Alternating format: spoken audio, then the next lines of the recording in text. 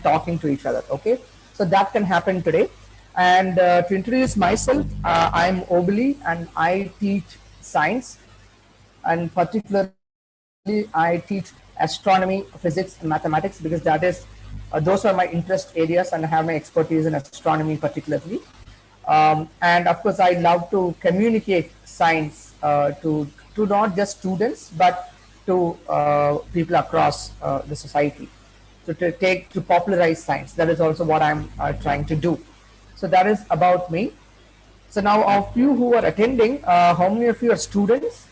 And is there any parent who is attending the session today? You can type in the chat box for me to know. If you're a parent, you can type in I'm a parent. If you are a student, you can type you are a student. Okay, we have one parent. And the rest of you, you can type in the chat box for me to know. Okay, okay, Angay is student, Rishabh and Mithun. You both are students as well? Okay, Mithun is student. I saw your video, and Rishabh appears to be a student as well. I saw the videos of both of you. So I'm glad. Thank you. So today's session is on the scientific literacy of a society. So now this is a very, very interesting topic, a topic that is very, very close to my heart. I always advocate for, people in the public should be informed on scientific matters. So now this session is going to be on what is scientific literacy, number one, and why is it important to have it in a society, and what are the steps that we can take to actually be there to get the scientific literacy in our society. So before that, I would like to ask you a few questions, so that based on your responses, I can take my session forward. So, how many of you know my audio is breaking? Carver, is my audio not clear and breaking apart? To me, it's clear. I think they might have an issue. Like, it's very clear for me. It is clear for you? Yeah, yeah. Okay. It is not clear. Maybe, I have two responses. Okay, just give me a moment. I'll try to adjust the volume, and let me see. My audio. Okay.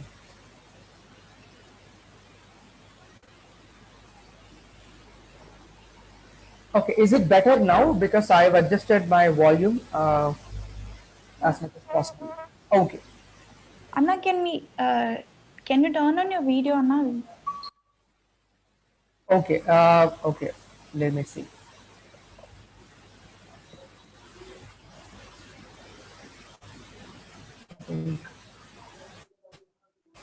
Am I visible? Yes, no, yeah.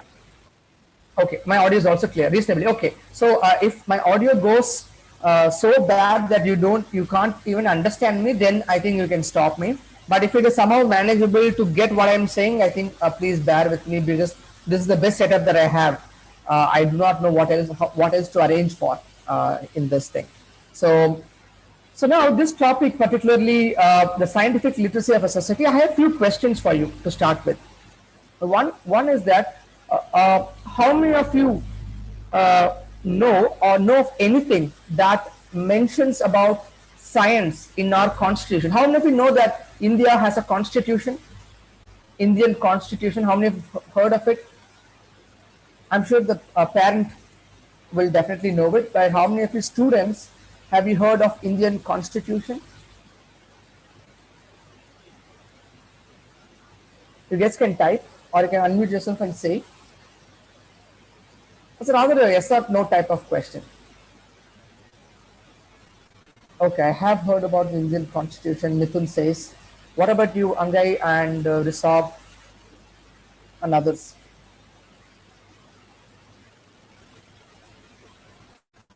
Okay, I'm just waiting for a response. Rishabh has heard of it. He's replied to me in the chat. And Vinish, Nitin, have you guys heard of it? Okay, Angay says not until now. Okay, so Okay, so I'm not going to get into what the Constitution is and what it says. You can probably you will get in your civic lesson or eventually when you grow up, maybe in the eighth grade or ninth grade, where it talks about Indian Constitution. So it is a very important piece of um, set of information and instructions that has, for example, one aspect of Indian Constitution says fundamental duties and fundamental rights. Okay, so I hope you understand the terms fundamental rights and fundamental duties. So, what you and me, as a citizen of this country, what are the rights that we are entitled to?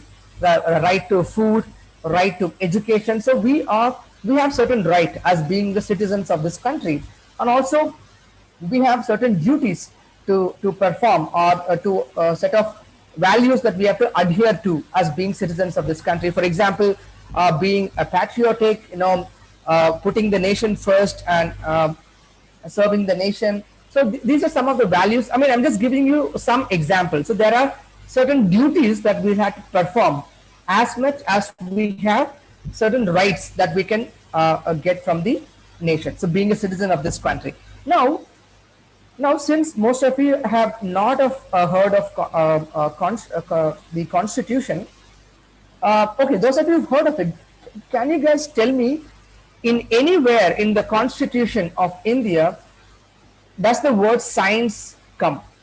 The word science or scientific literacy, something related to science.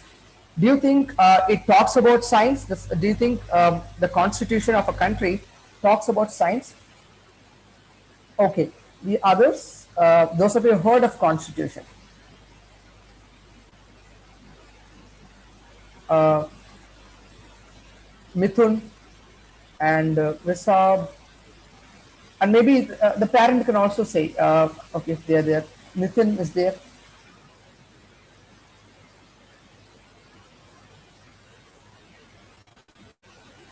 Do you guys think it talks of science? Okay, I'm assuming that you are not sure.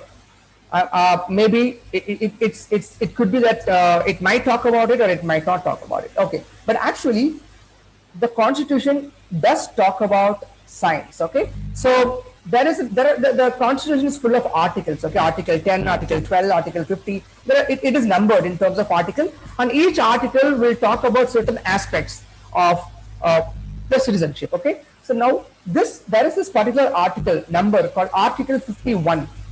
Yeah, you can type in the Google after the session is done. Article 51A. It talks about, I'll just read it out to you guys. So, Article 51 says, it shall be the duty of every citizen to develop scientific temper, humanism, and the spirit of inquiry and reform. Okay, so I'll repeat what the Article 51A, subsection H, says, that it shall be the duty of every citizen to develop the scientific temper, humanism, and the spirit of inquiry and reform. Okay, so based on what I just read you, can you guys tell me what they mean by, okay, there are three parts to it, three words that they've used. One is a scientific temper, second is humanism, and third is a sense of inquiry and reform. So can you just tell me about what is humanism that they're trying to refer to? Can you just guess what humanism that they're trying to refer to? You can unmute yourself and talk, because only five of us are there, six of us are there, one more person joined now. Six of us are there, you can just talk. Humanism.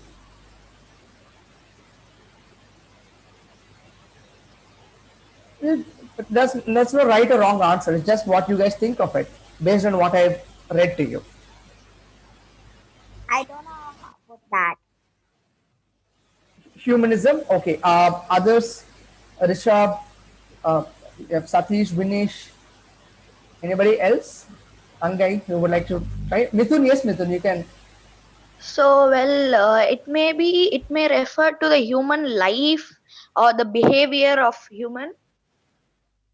Okay, yeah, you are there, close there. So it talks about the being human, like being empathetic, a sense of giving importance to humans, like trying to treat humans. It's a sense of being treating humans equally, treating them with dignity, treating them as equals. Like, that should. So a humanism is a sense of the feeling that you have towards a fellow human being. Okay, so that is the duty of every citizen. So here I'm sure you understand the word duty. So like I said, the Constitution talks about both the rights and duty. This particular article talks of the duty. So humanism is, are you clear with humanism? I suppose you are. The second thing is a sense of inquiry. INQUIRY, a sense of inquiry. What do you guys think that could be? A sense of inquiry. Have you heard of the word inquiry? I don't know. Okay, anybody else who does? Who can guess? Okay, so let's pick up the other word, reform. That is another word, right? So a sense of inquiry and reform. And there is another word, scientific temper. You just can tell me about these words, if you think you understand any of them.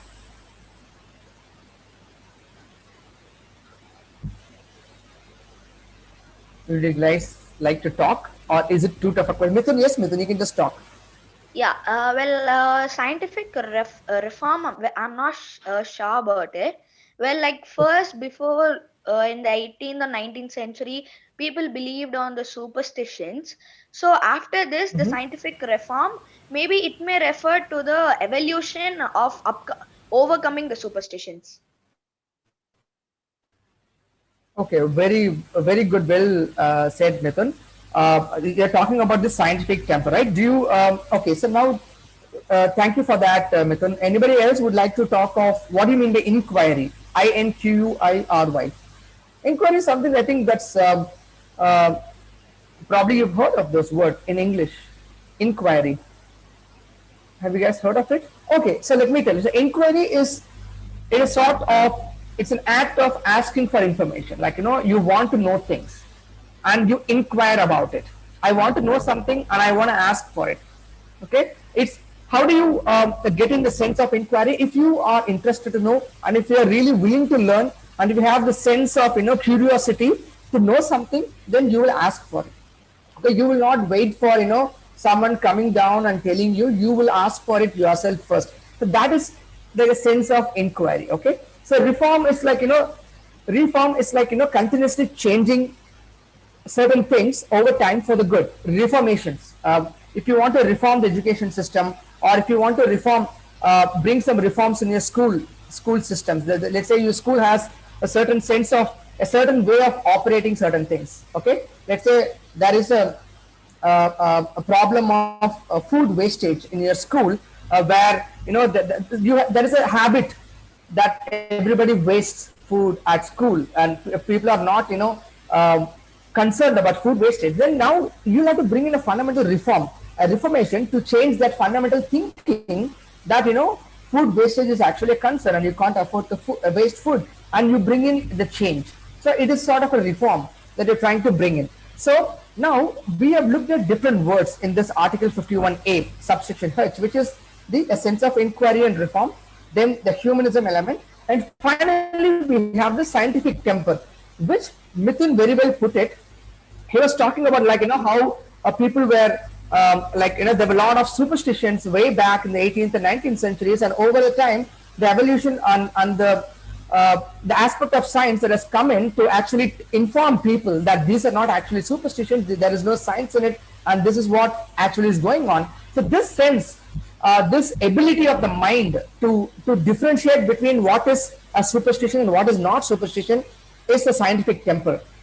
But to put it in another sense, someone with scientific temper will be able to tell that something is a superstition or not. Okay, that ability of the mind to tell that is what we call as a scientific temper. Okay, so now coming with that, so now the reason I'm stressing upon this scientific the article in the Constitution of India is because it is not that something you and me wish to have. It is part of our Constitution itself that says it is a duty of every citizen. So with that context in mind, let us take the session forward. So now I have one more question I mean, this is a longer question, but I want you to think well and answer. So now, in this century and time, for example, we are in 2020, in the month of December, we are in unprecedented situation where we are battling a pandemic, COVID-19, and of course, there are a lot of things that we've seen in the past in terms of natural disasters and so on and so forth, diseases as well. But now, in this century and in this particular year, 2020, do you think, is there any aspect of our lives, just think well enough, is there any aspect of our lives that has no connection to science and technology? You can think and answer, you can just tell me any answer that you want. Is there any aspect of our life? It could be directly connected or indirectly connected, but is there any aspect, as you're listening to this, is there any aspect of our life that has no connection to science and technology? If it is, you can think and let me know. We can discuss.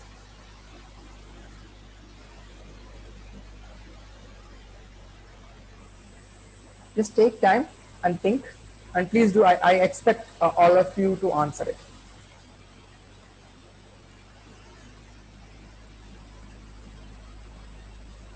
Nothing at all? I'm surprised. I'm sure there are. Is there any aspect at all that does not require the help of science and technology today? Anna, we have yes, Vishal. aspect of science and technology.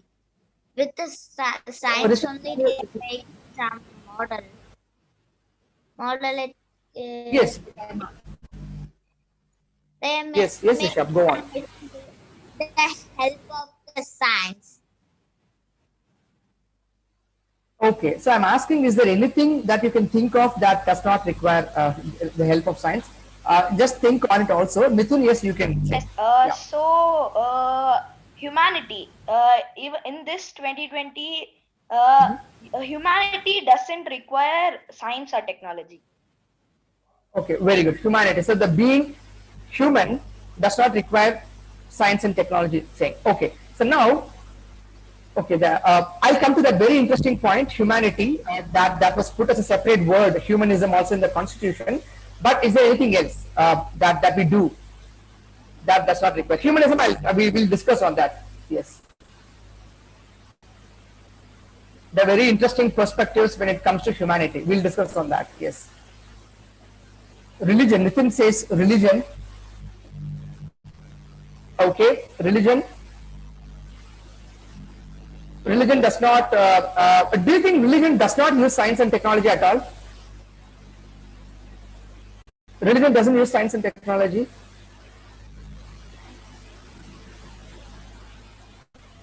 Art and culture, that's a very good aspect. Like, what do you mean by art? Like, can you give me examples of art?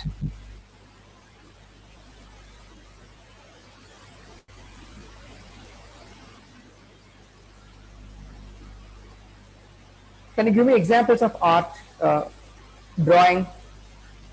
I have few ideas for art. So like even though now we have 3D printers and other technologies which makes sculptures and potteries, still in some of the other states or countries, they still use the traditional methods of making the sculptures and pottery. Still they use the traditional methods. So well, that doesn't require any science or technology. But even though we have some 3D printers which could make the work faster, but still in some of the areas they use the traditional methods. Okay, very interesting. So now the sculptures, like some of the areas they use the traditional methods, drawing, Ankai said drawing and painting. So now let me put you this way. What about the tools that they use to make these things? It could be drawing, you need pencils, and you need colors. And for sculptures, for sculpting, you need traditional tools, whatever knife or whatever tools it is, you need them. What about them? And of course, we want the paper to draw. Paper, yeah, paper itself, yes. Okay, very good. Paper itself. And in terms of sculpture, what about the sculpting tools? Does it require science and technology for you to get those tools that you require to make them?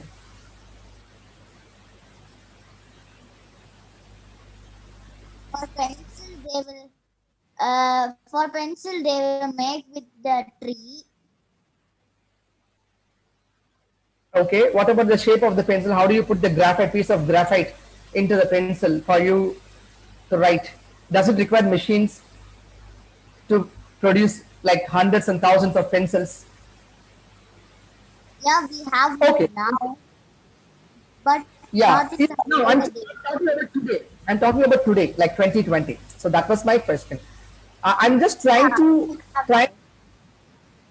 Yeah. So I'm just trying to tell you guys or make you understand how closely we become meshed, meaning like how closely we have become entangled with science and technology that there's hardly any part of our life that we can separate it out from science and technology.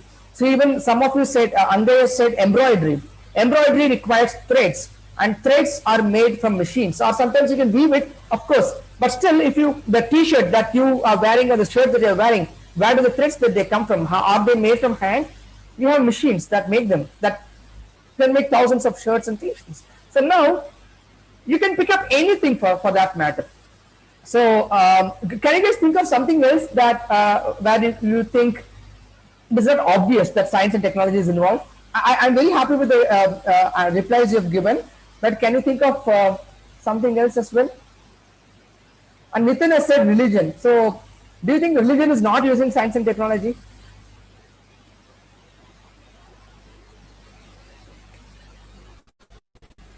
In religion, we have some rich peoples. They will use some technology. What? Okay. What kind of technology? Okay. Like Let me put mobile it. phone, Uh, like mobile phone. Yeah, not very good, Rishabh. That's the reply I'm looking for. Look, religion for itself to propagate, they use science and technology, like to make more and more people listen to it, more and more people listen to their philosophies or doctrines. You need science and technology. If you don't have science and technology, then you cannot connect the world. You cannot spread it across. So you need science and technology. The very existence or propagation of religion is done with the help of science and technology. Okay, I'm just trying to clarify that. Can you just? I'm just looking for a couple of more examples where you think science and technology. What about agriculture and farming?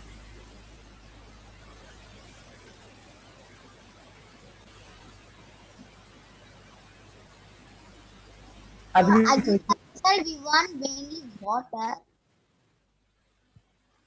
Okay, water. Water we can source it, right? We don't need science and technology for water, right? Water is natural.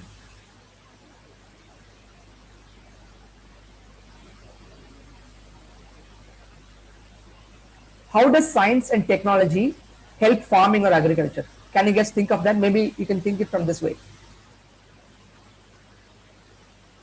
I'm sure you guys can respond. Mithun, yes, you can respond. So yeah, even in farming and agriculture, now we use a lot of technology like the drip system, uh, and the tractors, even the normal things like tractors, those are vehicles. We use technology over there.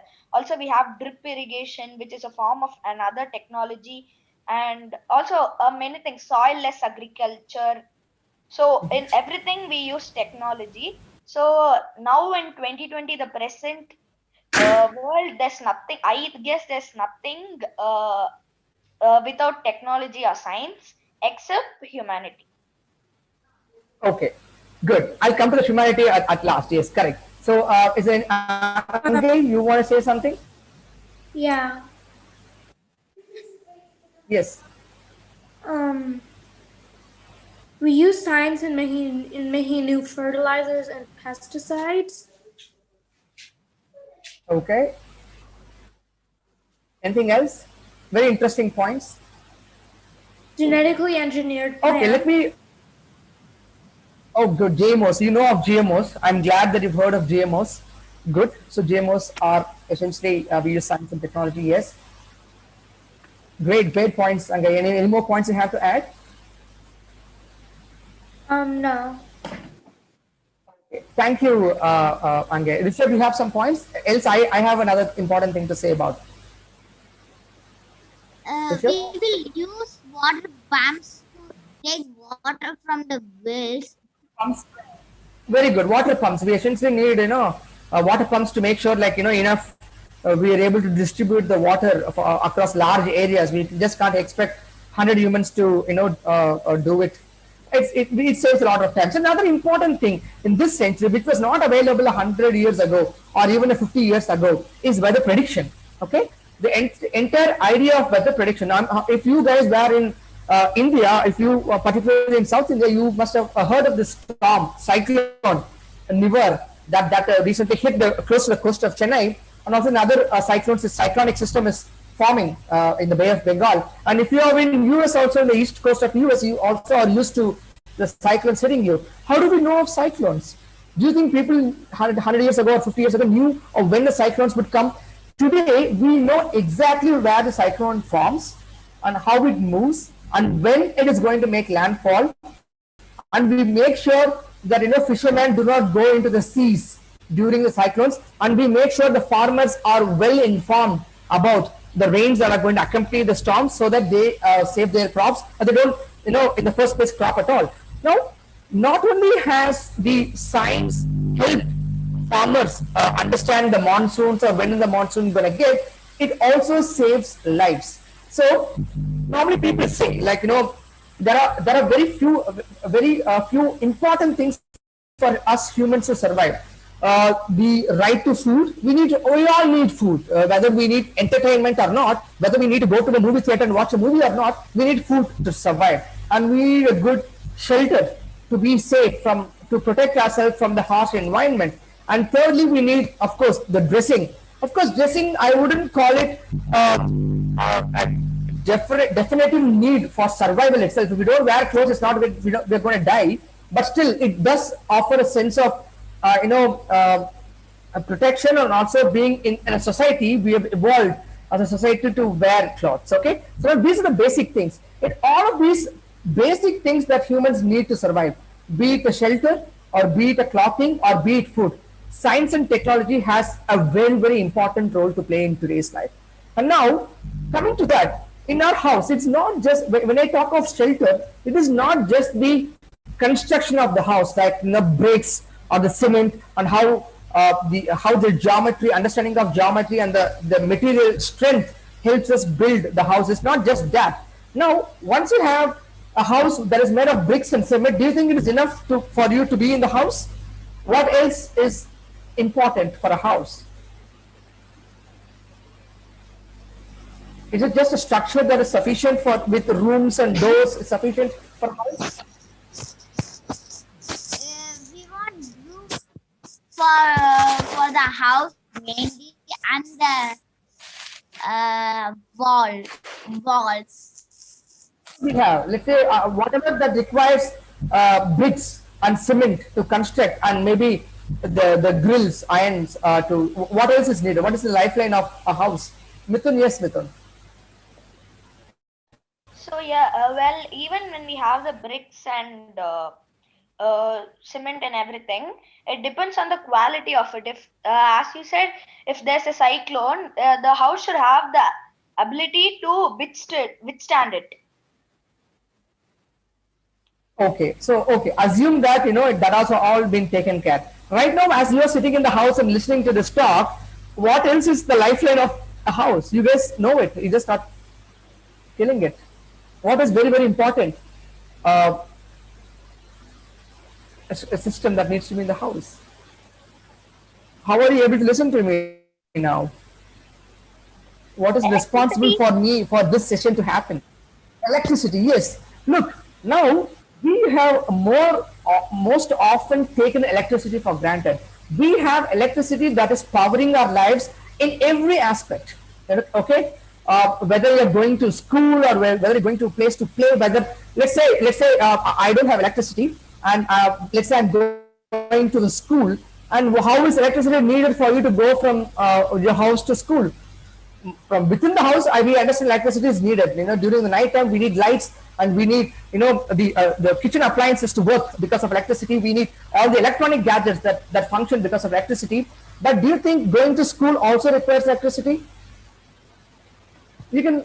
We can go How? by walking. We Yeah, can if the school is close by, yes, definitely. If the school is close by, you can definitely walk. But what is the common thing that you require to go to the school? You need a vehicle. You need a bus. You need a bus. car, which requires a battery, which requires fuel, and the fuel converts the energy into electrical energy, and you get electricity. So now, the more and more you think about your life, your surroundings, you see more and more things that are connected to science. That is the point I'm trying to say. The reason I'm saying this is, now we as a society, we are so dependent on science and technology, but we hardly know about it. When I say we, it's not just you and me. Okay, don't take it like a personal thing, like you don't know about science or I don't know about science. I'm talking about this society in general. Okay, they're all users, they're all beneficiaries of these technologies and science, but they don't know. Now I'm coming to the point. Now, what is scientific literacy? Now, in the society, if the population, if a set of people, like I'm not just talking about kids or students, I'm talking about adults as well. You're a 40-year-old or a 50-year-old, or even if you are a 10-year-old. Now, the basic understanding of the world around you or your immediate surroundings, what is going on. Like, I'm not asking, the scientific literacy does not refer to someone being an expert in the field, okay? It doesn't require. Now, not everybody can be a scientist. It's not that not everybody can be a scientist. Not everybody needs to be a scientist. Why should everybody be a scientist? Everyone have their own desires. Someone would want to become a cricketer, someone would want to become a very good singer, someone would want to become a dancer, someone would want to become anything else except a scientist. But that is not what scientific literacy is about. It is about whether you become a cricketer, whether you become a singer, whether you become an artist. It doesn't matter what you become. But a very basic sense of your surroundings is very, very, very important. Okay, now I'm going to tell you, I told you it's very, very, very important. One justification I can give is because it's in the article. Okay, it's in the Article 51A of the Constitution of India. But I'm going to give you a short story. It's not a story. It's a real incident. Okay, that happened in the early 16th century. That I'll tell you. Once I'm done with the story, I'm just going to ask you what you understand of the story. Okay. So now, how many of you know Christopher Columbus? How many of you have heard Christopher Columbus? What is he known for? Christopher Columbus is known for I don't know. America. Anga, yes. One at a time. Anga, yes, Anga, you can talk. Yes. Christopher Columbus is known for discovering America. Okay, so yes, that's the legend that says he was the one who discovered America. Of course, there are people who dispute that there was some guy by the name of America itself, I think in his name, who actually discovered America. But of course, we all know Christopher Columbus because he's a very famous sailor. Okay, he traveled across oceans, seas to reach new lands. He dared to go where nobody went. So he was the first to go to a lot of places. So we know him as a very famous sailor. Do you know the time that when he was around? What was the century in which he was around? Any idea? Last 100 years, 200 years, or before that?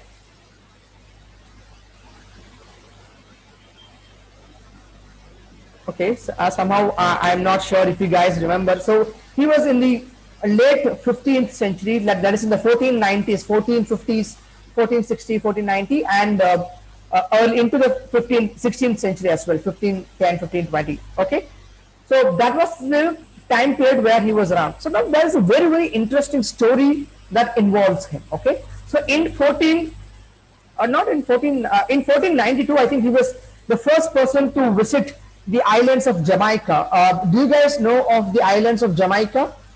Have you guys heard of it? Jamaica. What do you guys can think of when you think of? Okay, what comes to your mind when you think of Jamaica?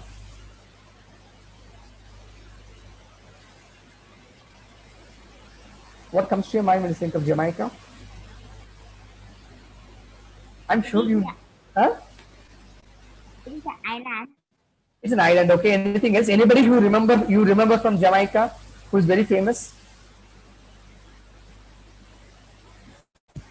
Oh, you guys don't know about him? That is just sad. Usain Bolt. Okay, you guys know Usain Bolt, right? The guy who won gold medal in 3 Olympics in 100 meters and 200 meters. Mithun, yes, Mithun. So Usain Bolt is the fastest man in the world.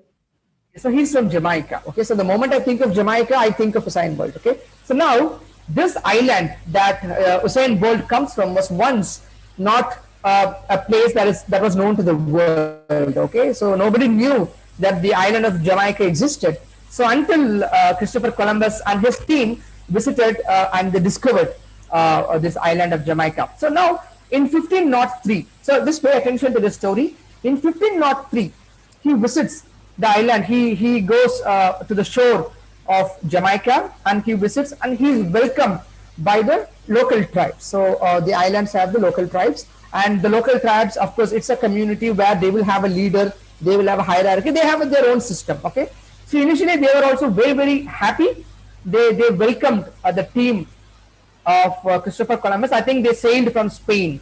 I think Christopher Columbus sailed from Spain towards the coast of Jamaica, and they stationed there. Okay, they just wanted to explore the island more.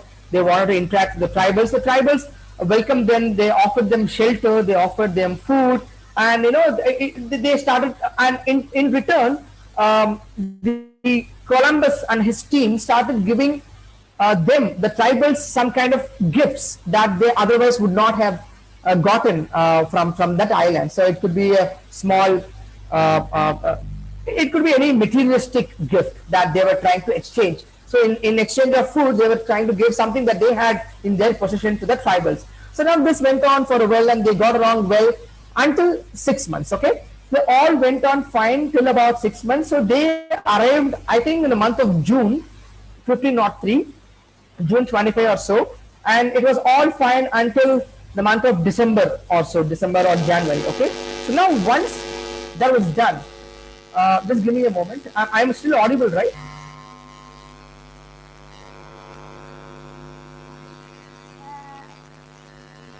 Yeah, here you can now. I'm audible, right? Yeah, now. Okay, I'm not audible. Now I am audible. Okay, I just briefly thought I just. Okay, so you are with me till the story, till this part of the story. You can just give me a thumbs up. So that's all I need. You're still with me till the story. Kabir, was I clear? Okay, yeah, I got a thumbs up. Okay, great. So now, Anna, your voice is getting feeble. I think there is a problem with the headset. Unable to hear you right now.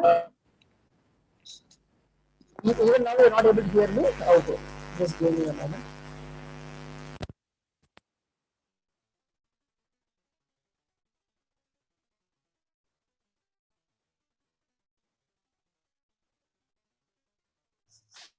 We cannot hear you.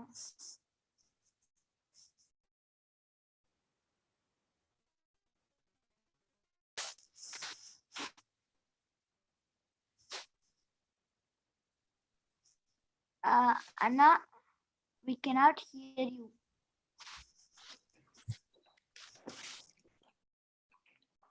Anna, you're not audible.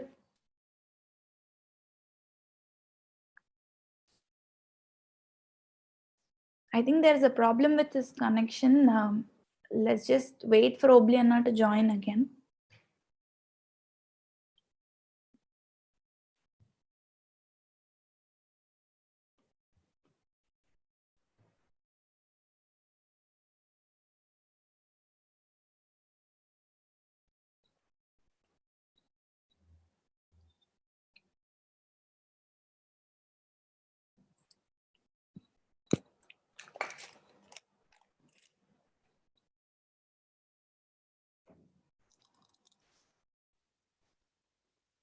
Kavya madam கொஞ்சம் டவுட்ஸ்ல கொஞ்சம் பேசலாமா அவர் connect ஆகிற வரைக்கும்?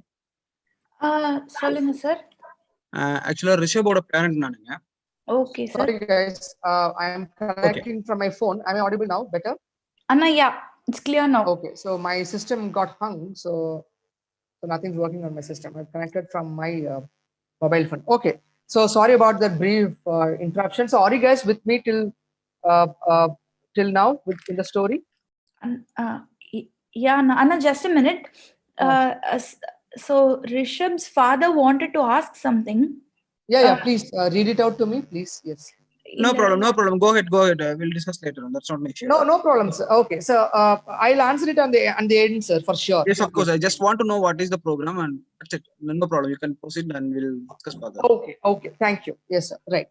Okay, so now Christopher Columbus, until December, it was all fine. So now in December, in the month of December and in the month of Jan, drought hits them. Okay, so now they're struggling to find food for themselves, the tribals, and now hence because of this drought, now they're facing problems. They're unable to supply the Christopher Columbus and his team with food. Okay, so now this becomes a problem, and this causes tension between the team of Columbus and the tribals, and eventually the tensions escalate and to a point where they've completely shut them off. Tribals are not cooperating with the Christopher Columbus and his team at all.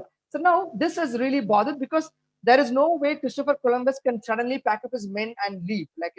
He has to wait for the ships to arrive, and he doesn't have the supplies to, when you're going on a long journey, it takes a long time, takes a months together to travel, right? You need supplies.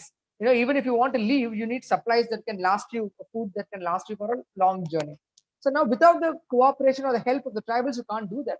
So now Christopher Columbus comes up with a very smart plan. Okay, so he knows that in the month of February, February 29th, year 1504, he knows there is a total lunar eclipse that is going to come. Okay, he's also an astronomer.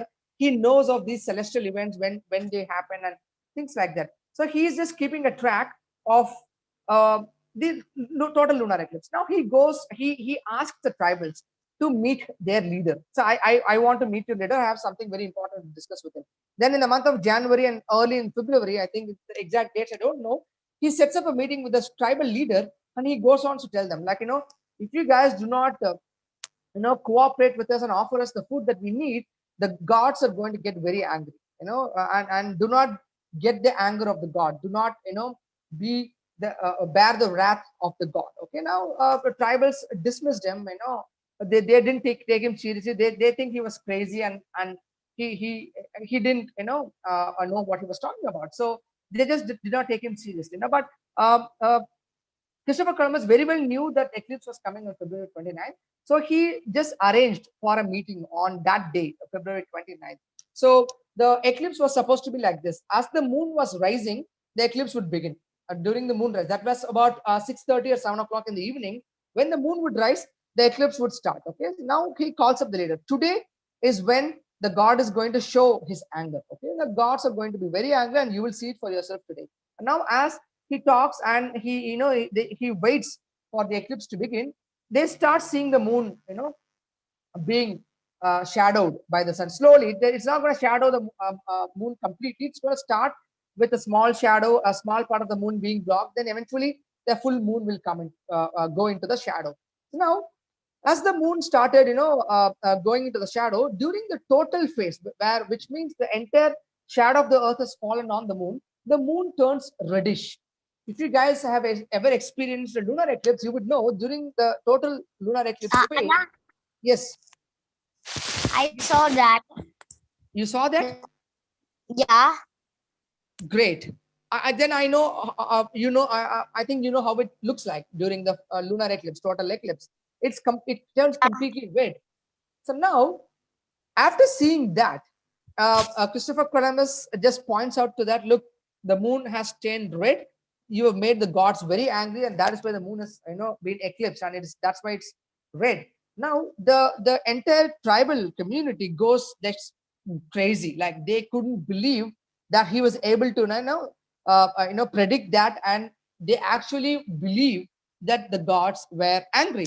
And now, once Christopher Columbus, once they saw this event live, they immediately rushed with all the supplies that the Christopher Columbus and his team needed to give them with whatever they need. So basically, they looked at them like their god, and they actually tried to please them. So by way of pleasing Christopher Columbus and his team, they thought they could please the gods so that they can make them not angry. So now Christopher Columbus knew that the total eclipse, that is the reddish a part of the moon, is going to be visible for about 50 minutes, 50.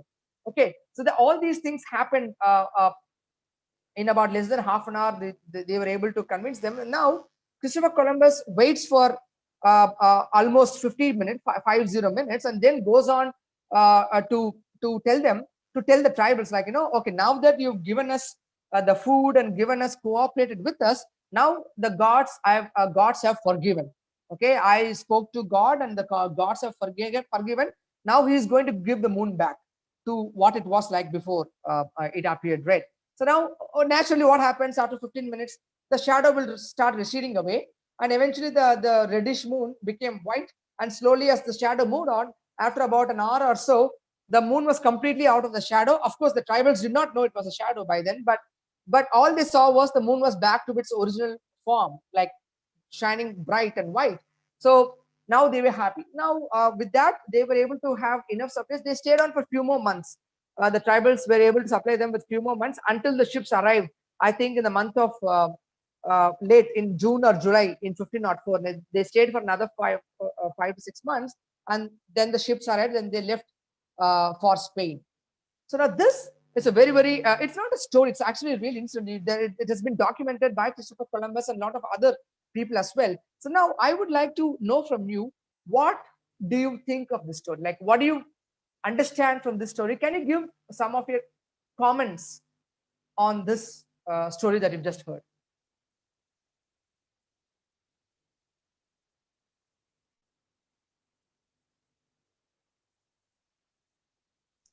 Anybody?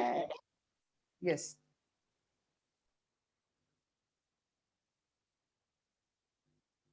Yes, Rishab, you can talk. Just share whatever comes to your mind. Columbus was yeah astronomer, and he Go on, I'm listening.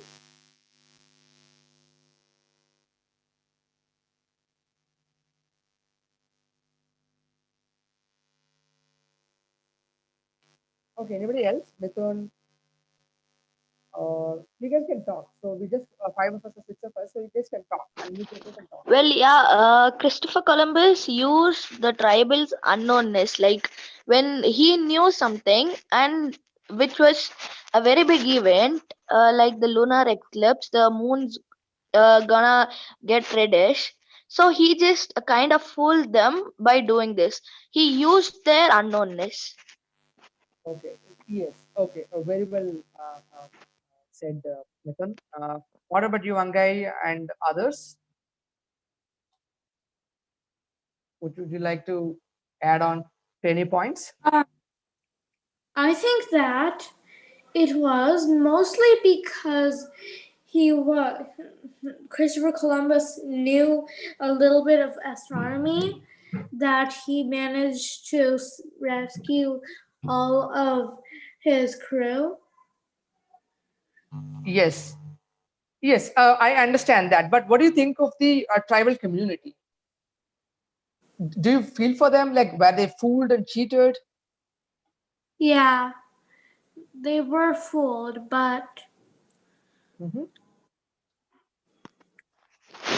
Okay, others? Okay, very well said. cheated. Yes, I think someone else raised their hand. Okay, so now can you connect this? So now, like one of you said, they were cheated and fooled. Mithun said, like, no, their unknowingness, like unknownness, was exploited by Christopher and Columbus. Do you think what was missing? What was missing for the tribal community? How could have they stayed? How could have they prevented this from happening? What do you think was missing in tribal community? What was the thing that they didn't have? Okay. When he said that the gods angry or something, everybody got scared and no one like questioned him back. Like, how can you do this? Like the argument was missing over there. Okay. Okay. So yeah, very interesting. The argument, the questioning part was not there. Okay. So now it is interesting. Of course, they had no clue of what an eclipse was and why it was happening and what was the reason behind it. So if they had understanding about how eclipses form, they would have known that they would be fooled. Okay. So now with this, I'm just bringing, look, this happened about 600 years ago, right? Or 500 years ago. But still, even today, that we can call it what we call today as superstition or a lack of understanding of the world around us. Okay, now if what do you think if we as a society today also were in a similar mindset or were in a similar situation like the tribal community back then when they encountered Christopher Columbus? Do you think our society can afford to be like that? When I say a society, public at large, not just you and me, what do you think could be the consequences of being like that tribal community today for a society? If you mean like the entire world, then it might not be too bad. Might But not if be it's too only bad. Okay, go on, Ange. Sorry, go on, continue. but if it's like only one part of the world, other areas who had more scientific literacy would probably exploit it. Okay, so it's a very interesting thought that you put. So you're saying when one part of the world has good literacy in science and the other world part does not, it's possible that the one with scientific literacy could exploit the other. But if the scientific okay, there are two solutions. The one is the entire world has scientific literacy, or none has it. Which do you think is a preferred scenario? None has scientific literacy, or everybody has it? Though it's an idealistic assumption.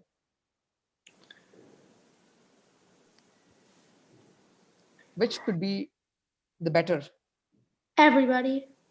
Everybody. Okay, so now that is a very, it's not a difficult answer to say. So now let me tell you where. Now, why is that? Now we've discussed what. Now I think you understand what is scientific literacy and how we are surrounded by everything that we have that depends on science and technology, but still the public at large does not know about it.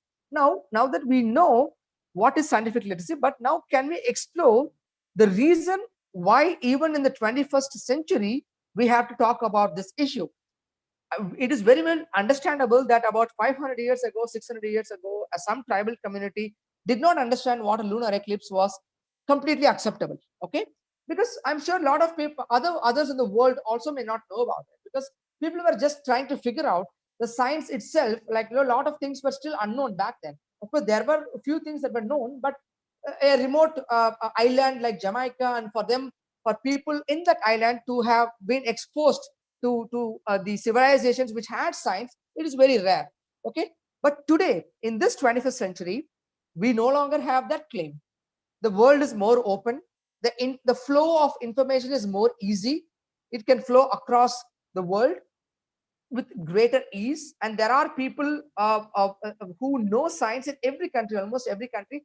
Now, given that we have improved so much in terms of science and technology, like, remember when Christopher Columbus was around, we didn't have electricity, we didn't have a transportation system, we didn't have a lot of things, technology that we have today. Okay, they had an understanding of eclipses, that's all. But the very modern technologies that we have today, none of it were even known, or were even thought that eventually would come into existence in the future. They didn't even have a clue that this is what we would be in today. But still today, we are talking of scientific illiteracy. And now I'm going to start, I'm just going to take another 10 minutes to just discuss on this topic. Why do you think even in this 21st century we are like that? Do you know that even today people are afraid of eclipses? People are afraid that eclipses will cause food poisoning. People even are today afraid that eclipses will bring bad omen. People are afraid that eclipses are not good for pregnancy, or eclipses are not good for anything. So even today, the fear of eclipses exists. Back then, 500 years ago, Jamaica, people did not understand, they feared it. It's understandable. But today, I'm just giving you eclipse as an example. Okay, there are so many other things that exist in our society now, and people are not literate scientifically. Now, why do you think this has happened? Can you guys come up, first of all, before I ask why do you think it happened, do you agree that this is the reality, or I'm just like not stating the facts, but you actually thinks a lot better than actually what I say? Or is it actually the case that people are not that? And if you accept that it is the case, and why do you think even in this century it is difficult, to have a scientifically literate society? You can just unmute yourself and answer what you think of.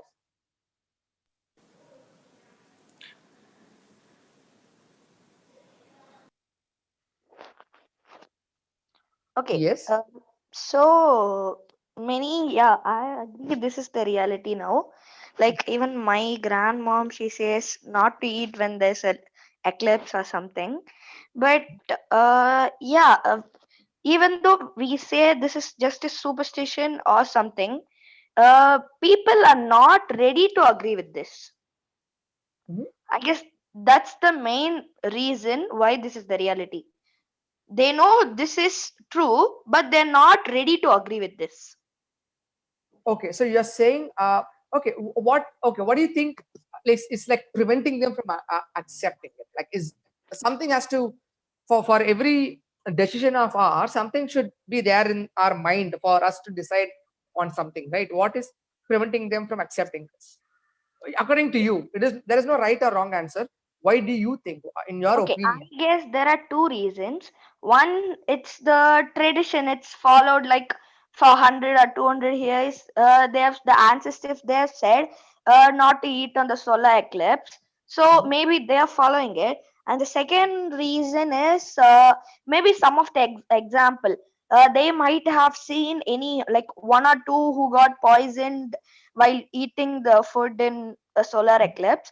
So one may be the tradition which is followed, and the second one there must have been some examples. Personal experiences Yeah. of them that may have led them to believe that it's actually true. Okay, very interesting points, Mithun. What about you, Angai, Nitin, Rishabh? Any of you would like to add to these points? Comment on this? Um, I don't have. I think that a lot of people are scientifically illiterate because they they don't have very good access to this knowledge. Mm-hmm. Interesting. They don't have access to understand these things. Okay, interesting points. Any other points that you would like to add to this? No. Okay. So now, okay. So let me. Both the points are very good. Rishabh, anybody else would like to add before I move on? Okay, right. So now, there are two things. One is, yes, like, the aspect that Mithun said about the traditions, and people have been following it for several thousand years, and why don't they do it now? And there is a personal experience or a story that we hear of a friend or friend's friend being poisoned or experiencing something bad because of eclipse. Okay, these are all anecdotal stories that we can say. And also the second point, like Angai said, is because they don't have access to such understanding whether eclipses are right or wrong. So now this is where, now, whose responsibility it is to ensure that a society is scientifically literate. And now there are, remember, there are multiple levels to scientific literacy. I'm not getting into the details of it. Look, I don't mean to say that everybody has to be an expert on eclipse. For example, just pick up that example of eclipse. Everyone doesn't have to understand exactly what, like, what is the science behind an eclipse. Like, of course, a basic understanding of eclipse is sufficient. Like, it's just nothing but a shadow of the earth falling on the moon when moon happens to cross or pass into the shadow when the alignment happens. That's all. The basic understanding of what eclipse is, that is sufficient. Okay. Now, this understanding of the basic understanding of eclipse, like, where do you get it? Like, where do you normally get to know of these things? Where is that information of this sort comes to you? Which is the place that you get access to this information normally? Or any science thing, where do you get access to all these concepts? Schools, right? All of you, whether you want to become a cricketer or a singer, all of you will have some basic level of education in science in schools. Like, you might pick up an arts college, or you might completely let go of science and mathematics in your 11th and 12th grade, or even 10th grade. But when you're young, when you're like 6 year old or 7 years old or 10 or 11, in your basic early school education, everybody, whether the moment you are stepping into a school for any sort of education, you will be taught, or you will be exposed to basic science in to some level. So everybody in the society, if they have access to education, they will be exposed to some level of science or the other. Some of them who want to become a scientist or researcher will be exposed to science to a greater extent, but some of them who don't want to take science at all, even them, they'll be exposed to some basic level of science. It is not possible that nobody has complete blindness to science if you are into education. Okay. So now, having said that, now how this different, now how do people teach science at school, and what is happening of science education at school? One thing, do you guys know how old is earth? What is the age of earth? Anybody? How old is earth? Thousands of million year old. Okay, so yeah, so it's much older, but so to be precise, it's 4.6 billion years old. Okay, 4.6 billion years old. So now we learn a lot of scientific facts in the books. In science books, we are taught of a lot of things in science books. Okay, but what happens generally in the society, not just you and me, forget about you and me, because we are in a privileged position, okay, where we're able to take science to home, and also we are able to connect science in our friend circle or in our society as well.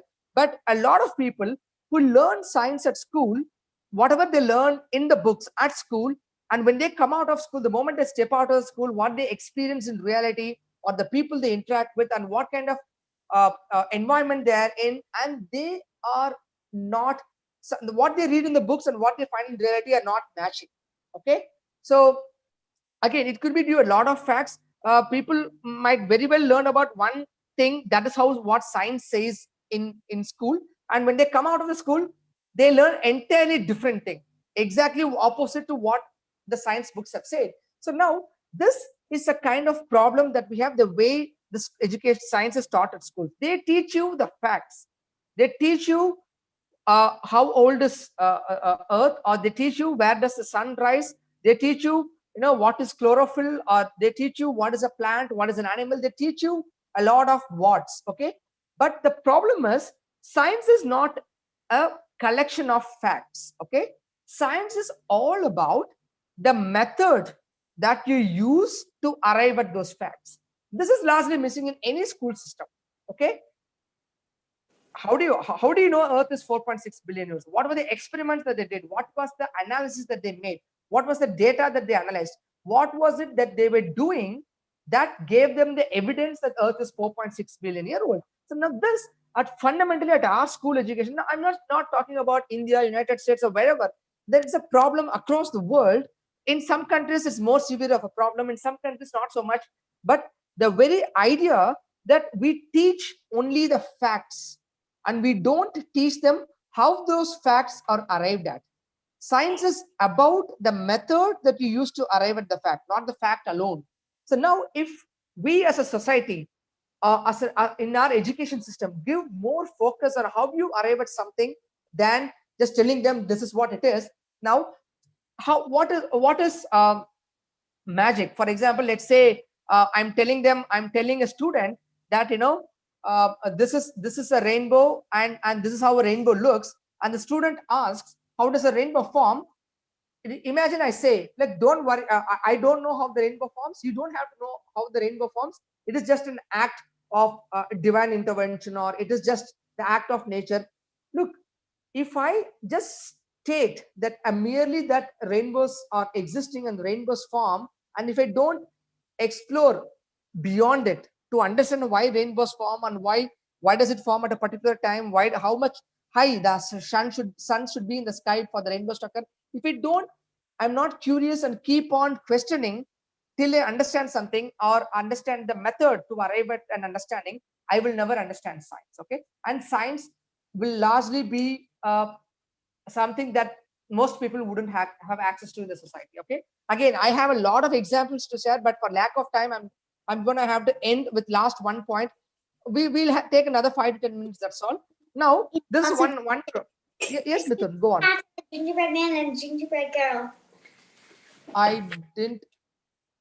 Angai was saying something. Angai?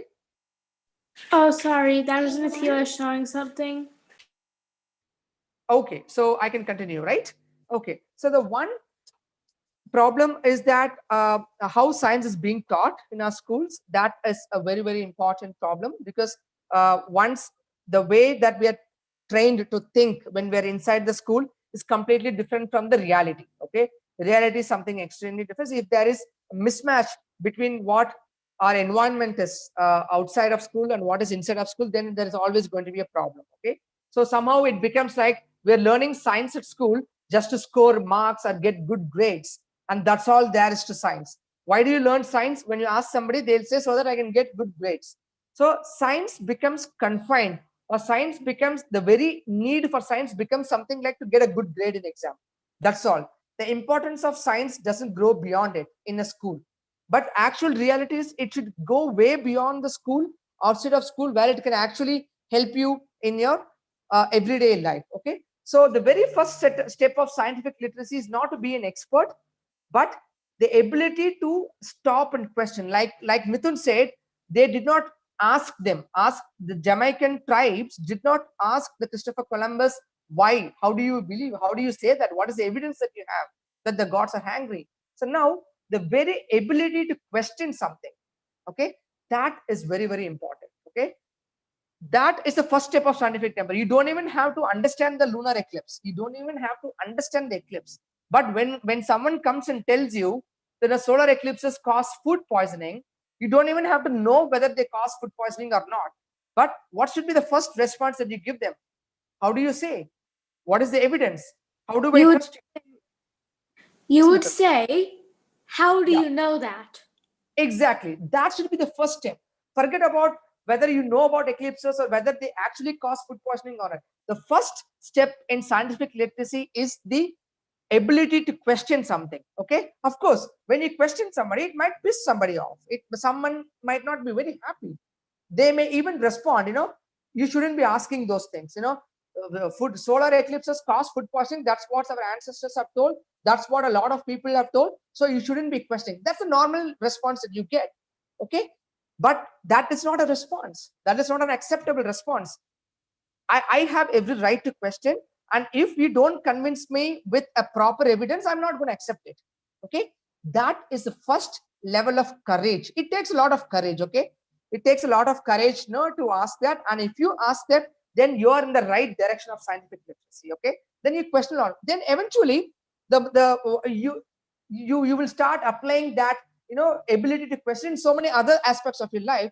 The more you do that, more informed you become, the more of reality you get to understand, the less manipulated that you can become. Okay, now imagine, why is this important? Maybe you and me are scientifically literate. Okay, Angai, Nitin, Rishabh, Mithun, you and me are scientifically literate. Maybe it's not easy for the people to manipulate us, but imagine the thousands of people who don't have access, like you said. Now, who are the ones who are governing us? Look at the people around us. We have a lot of influences, we have a lot of leaders, we have politicians, we have these so-called motivational speakers, we have a lot of fraudsters out there who are looking at the vulnerability of the human mind. Okay, at one instance, if they know, okay, if they know that this particular human has not got a scientific mind, they know they can manipulate you, and they can manipulate you very well to make you believe anything, because you don't have the guts to question, or you don't understand the science, so you can easily be manipulated. And imagine an entire society being like that. The politicians or the leaders or the influential people who are, they can easily manipulate, they can take the society for a ride, they can turn them, mold them into the way they want. Okay, I can tell you lots of examples in reality. For example, the issues of climate change, the issues of global warming. You have actually had people, politicians, who said climate change is not a reality. Global warming is just a hoax. Climate change is not real. It is just that humans have become less tolerant to the weather. The climate is not changing. The climate change is not man-made. These are actual political leaders who are ruling us saying this. And people who blindly follow such leaders, they will believe them. So this is the problem with blind following. And when you have a lot of them in the society, it is easy to sway the public opinion. Okay, even the current pandemic, let it be the COVID, the vaccines, and a lot of misinformations about the vaccines being put out. The people are saying that vaccines are bad, vaccines will kill people, vaccines will do that and do this. Do you know? Do you know what was the average lifespan of humans in the early 1800s or 1900s? Do you know the average lifespan of humans? How long does a human live on an average? 1800s, 1850, 1900s. Have any idea? Can you take a guess?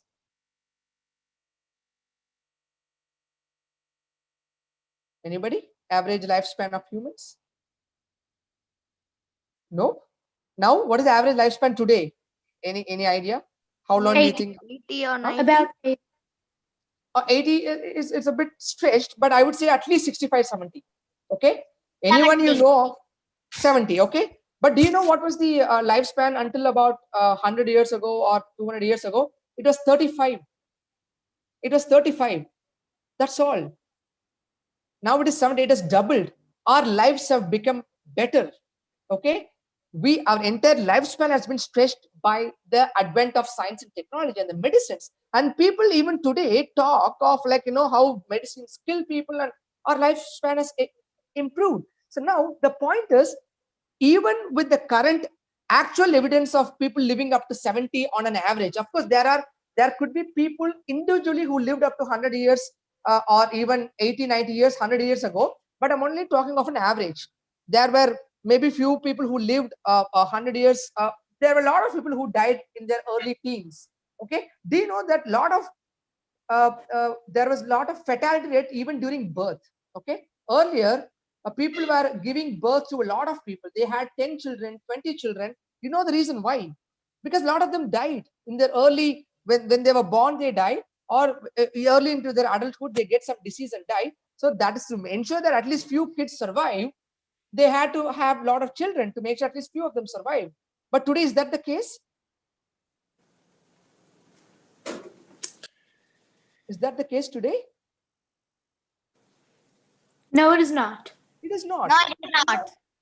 No, but even today, you see around you, when you just observe the society, there are a lot of people who discredit science, who talk ill of science, who deliberately attempt to take science away from the public at large. They have vested interest.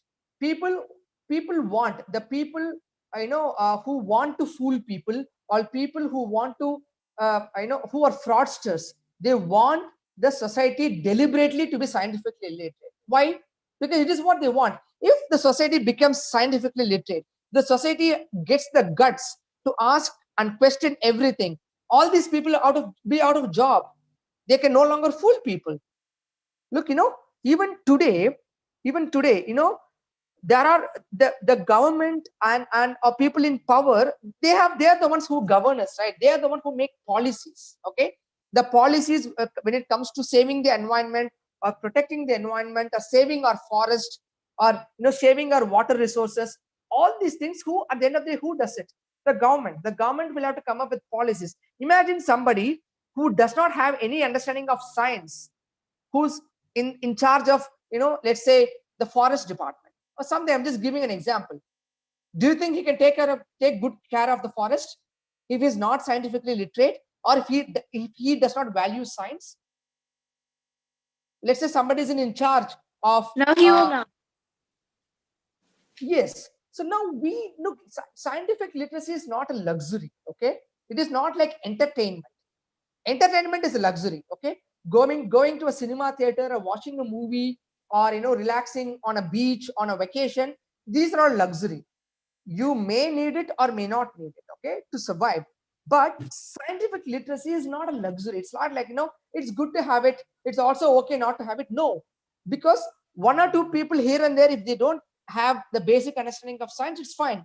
But if the entire society, let's say hundreds and thousands of them, have an unscientific mind or approach of things, then it is the entire society that can be manipulated and fooled. So that is one of the reasons. So I think I took a little longer than I wanted to. I one last question, okay? With this question, we'll end the session. Now, I remember even when I grew up, when I was in my 5th grade, 6th grade, I'm now 32 years old. When I'm talking, when I was 10 years old or even 8 years old, there were hardly any shows or efforts around me that talked of science and technology. Okay, what do you think is the situation today? When I say science around us, science radio shows or science TV shows, documentaries, science news. Like when you watch news channels, there is no science news. Like, or let's say there's not every city that has science museum. And even if a city had a science museum, hardly anybody walks into it. There is a science museum in my city of Coimbatore. And when I first visited it like 5 years ago, I was one of the only 3 people in the entire giant museum. For the entire day, we had only 5 visitors.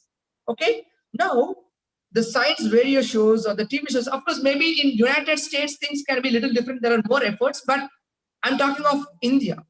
There are no Indian-made science radio shows that is popular or not everybody knows of. There is no Indian-made science TV shows that educates people on science on an everyday. There are no documentaries that are made by Indians like to educate about the, let's say, scientists of India. At least there is everywhere you look around you. You ask your parents also what they watch TV serials. Okay, they watch TV news, which is full of political news for the most part, or there is no news channel or TV program that does not talk of zodiac signs, astrology. That you look around you, every source of information that you get, be it the internet, be it the WhatsApp, be it the news magazines, or be it the newspapers, or the TV channels, or the radio, any mode of channel through which the information arrives you see it's full of misinformation. It's full of anti-science things, or when I say anti-science, it's pseudo-scientific things. There is no channel which actively engages the public in science. Okay, do you think that is the case, or I'm just imagining, or you guys actually have such a system? Don't talk about some Cosmos series done by an United States studio. I'm talking about the content generated in our country. Do you think you know of them? Something like that exists in our society? When we speak about our country, India, mostly 99% we don't have any channels which is fully onto science. But when we speak about the US or other countries, we have channels like BBC Earth, History TV. Like we have few informative channels like National Geography. Yes. But when speaking on India, 99% it's of a bit of superstition, the zodiac sign, astrology. So it's of that. Yes. So, okay, fine. Let's say India, we are not. Yes, Andre. Yes, yes. Go on. Rishabh, yes, go. Rishabh. In India, we have Discovery Channel of Science. Yes, but Discovery itself is it's a foreign company. So we have an Indian edition of it. Yes, Discovery India we do have. Yes. Angai, you want to say something? No, it's just that I realized that you were talking about channels and things that originated from India, Yeah, the and content on science, popularizing science. Let me put it this way. What I are was the about to efforts that we... I was about to talk to say about a channel, but that was from America, so I suddenly realized that it didn't really count. Yeah. So even let's say, we you and me have access to BBC Earth or another foreign channel sitting here in India. We have the luxury of listening to them. Okay, so we don't have a problem. But imagine the public at large. Imagine the kids going to the government school or the public otherwise who wouldn't have access to these channels. Do you think India itself has any plans to educate the public on science or popularize science among the public, so that, of course, forget about you and me, you and me are out of the picture because we have access to foreign channels.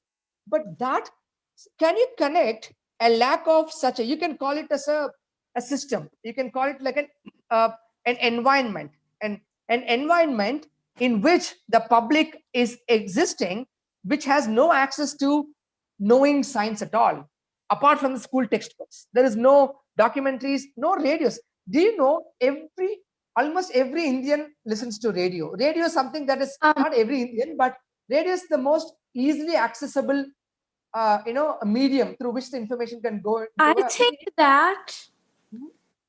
that if Yes. I were to be forced to live in such an environment, I would go crazy very fast. Yes, but that is the reality of most of the people. And most of these people who are in such an environment, they don't even know that what having science feels like. They are not even exposed to an environment where if people told them or educated them about science feels like. So they don't even realize that they need it. They're just happy with it. So now this is what they are being deliberately kept at. So now, do you see the lack of all these documentaries or TV shows or radio shows or popularizing science has a connection to scientific literacy? Do you see a lack of scientific literacy to connect to all these absence of these things? Yes. So now, if we as a nation start investing on this, when I say investing our time and effort, like radio shows, TV shows, documentary, or holding road shows, taking science to the public, creating science museums in every city, and doing programs there every month, make sure hundreds of people visit the science museum. If we do it across the country, slowly people, even the ones who don't have access to science otherwise, will start slowly being interested in science. They start understanding science. So they'll start to know more about the world around them. They'll start understanding things. So they can no longer be fooled, or they can no longer be taken for granted. People, imagine, let's say we have TV shows, radio shows, documentaries, museums. We have such a system established, and let's say 30, 20 years pass with such an active effort to promote science. Let's say 30, 40 years pass. Now, after 30, 40 years, we'll have a society who's reasonably good in science. Not everybody is scientist, but everybody knows what is going on at a basic level. They know what is climate change. They know what is global warming. They know why forests are important. They know a politician cannot fool them on a policy because they know what is going. They will question the politicians or the bureaucrat. No, this is not right for our city because that will mess up the land, water body. You cannot do that. So now, when that happens, we call such a society who is able to involve in the civic matters, like be it the environment or the forest or their surroundings. If the society is able to ask questions and make the people who govern us, keep them on their toes, I would call such a society a healthy society, and also such a society is the scientifically literate society. Okay, that is what I wanted to talk for the day. I'm sorry it took much longer than I thought. I hope you found the session useful, and I hope you will make efforts to educate people about science. And by the way, we as part of Mango Education are trying to do science, take science to public at large. We've held several Eclipse events. We've held lunar eclipse events, solar eclipse events. We have astronomy club members who are kids, by the way. We have clubs, by the way. If you're interested in the clubs, you can join. We have astronomy clubs where we go to the eclipse, we eat right during the eclipse and show the world that nothing happens to us. So, we do a lot of activities, and I, on a personal capacity, also write blogs, make videos to, also I record science radio episodes, okay, on various topics to spread science to a lot of people. So I'm thank you